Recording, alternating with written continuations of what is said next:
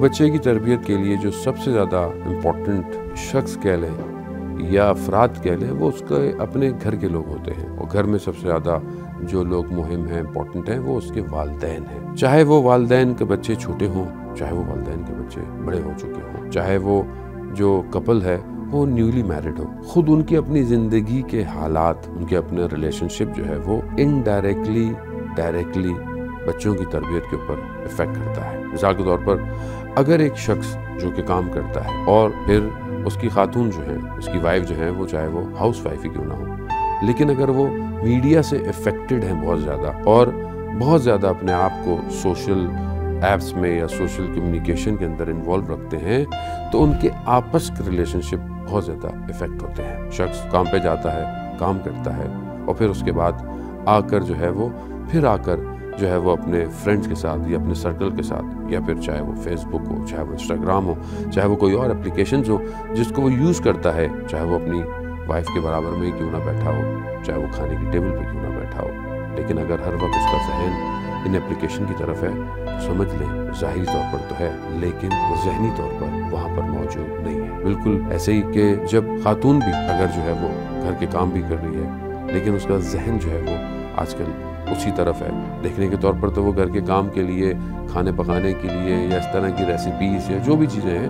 میں یہ نہیں کہتا کہ اچھی چیزیں موجود نہیں ہیں یا لرننگ فیکٹرز نہیں ہیں، چیزیں بہت ساری امپورٹنٹ ہیں، لیکن اگر انسان جب اس میں وارد ہوتا ہے تو جہاں پر وہ 4 چیزیں سیکھتا ہے تو وہاں پر 10 چیزیں وہ اپنی بغیر مرضی کے بھی سیکھ رہا ہوتا ہے۔ وہ چیزیں اس کے اوپر اثرات مرتب کرتی ہیں، اور آہستہ آہستہ ایک استاد فرما رہے تھے کہ اس طرح بہت سارے ایسے گھر ہیں، گھرانے ہیں کہ جہاں پر ایک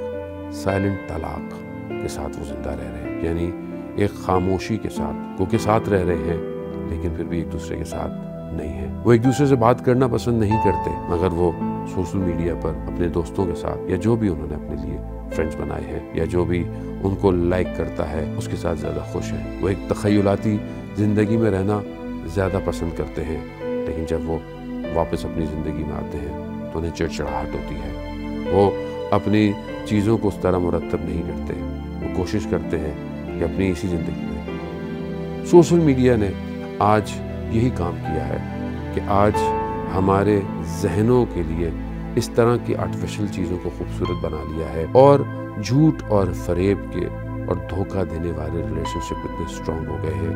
کہ انسان آج محرم نامحرم کی دیوار کو بھی توڑ چکا ہے۔ حلال حرام آج ختم ہو چکا ہے۔